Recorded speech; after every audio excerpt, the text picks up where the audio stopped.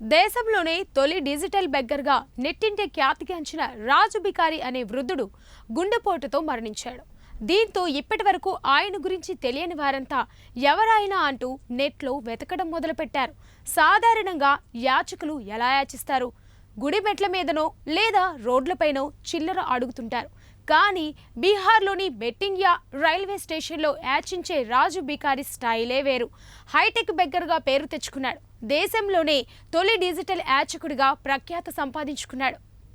ఎప్పుడూ మెడలో Google pay, phone pay, Paytm, QR కోడ్ల ట్యాగులను వేలాడదీసుకొని స్టేషన్లోని ప్రయాణికులను డబ్బులు యాచించేవాడు. దీంతో అతన్ని చూసి ఆశ్చర్యపోయే ప్రజలంతా అతని మెడలోని క్యూఆర్ కోడ్ స్కానర్లను స్కాన్ చేసి నచ్చినంత డబ్బులు ఇచ్చేవారు. ప్రధాని మోడీ పిలుపునిచ్చిన డిజిటల్ ఇండియా స్ఫూర్తితోనే తాను ఈ కొత్త అవతారం ఎత్తానని పలు సందర్భాల్లో చెప్పుకున్నాడు. డిజిటల్ పద్ధతులు రాకముందే అంటే దాదాపు 32 ఏళ్లుగా రాజు బికారికి భిక్షాటనే జీవనోపాధి.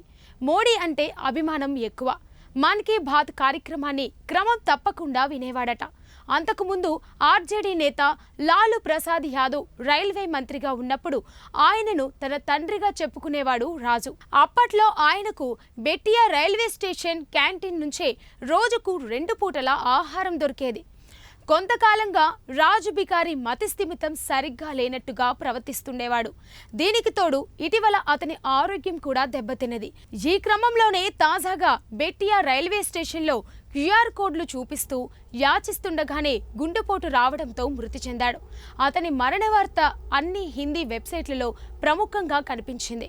యూట్యూబ్లోనూ పలువురు నెటిజన్లు రాజు బికారి ఇక లేడు అంటూ ఆవేదన పంచుకున్నారు.